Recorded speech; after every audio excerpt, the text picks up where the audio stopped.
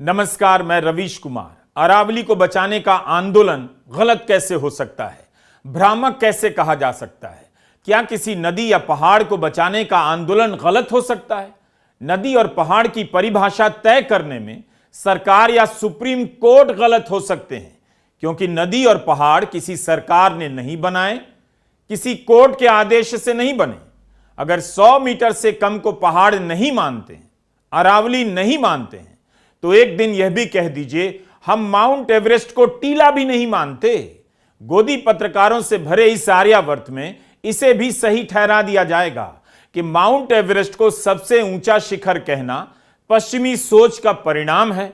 Macaulay जिम्मेदार है। धार्मिक कथाओं में जिन पर्वतों का वर्णन है, असली पहाड़ तो वही हैं। पहाड़ हमारी आस्था में हैं, अरावली या हिमालय में नहीं। इन गोदी एंकरों का कोई ठिकाना नहीं, कब पत्रकार बन जाएं, कब कथावाचक और सुनाने लग जाएं कि जम्बू द्वीप आर्यावर्त अर्थात भारत में पहाड़ तो वह होता है जिसे हम समंदर के किनारे रेत से बनाते हैं और जिसकी पूजा करते हैं। लोग मान भी लेंगे, और उनके मान लेने या 10,000 लेकर वोट बेच देने को आप तर्क थोड़े ना मान लेंगे। दिल्ली के लोग मान लेंगे तो क्या सारी दुनिया दिल्ली भीगी बिल्ली हो गई है? कभी आपने अपने जीवन में सुना है कि किसी सरकार ने नदी बना दी? अपनी आंखों के सामने आपने नदी बनते देखी है? एक पहाड़ बनाया है इंसान और सरकार ने दिल्ली की सीमा पर गाजीपुर में।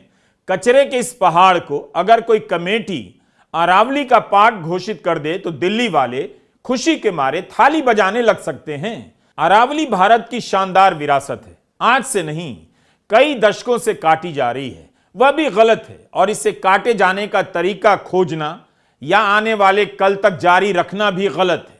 अरावली को लेकर 2 लड़ाइयां चल रही हैं। राजस्थान की जनता सड़कों पर उतरी तो इंस्टाग्राम में रील बनाने वालों ने तूफान मचा दिया। एआई से अरावली बना बनाकर फिल्मी संवाद भर दिए गए, और यह मुद्दा युवाओं को अपने भीतर नेता देखने का मौका भी दे रहा है। लेकिन दिलचस्प है कि निकोबार नहीं, हसदेव नहीं, उत्तराखंड नहीं, मुंबई के मैंग्रोव नहीं, इंस्टा पर अरावली इतना क्यों छा गई है, इसे भी समझने की जरूरत है। लेकिन इसे बिल्कुल समझने की जरूरत नहीं कि एक गोदी एंकर दूसरे एंकर की सैलरी को लेकर ताने क्यों दे रहा है। दूरदर्शन में किसे 15 करोड़ मिल रहा है, अर्नब गोस्वामी ताने क्यों मार रहे हैं, नाम लेकर क्यों नहीं बोल रहे, और प्रधानमंत्री मोदी से सवाल क्यों नहीं कर रहे कि दूरदर्शन के इस एंकर को 15 करोड़ क्यों मिल रहा है, किस कानून और नियम के तहत मिल रहा है।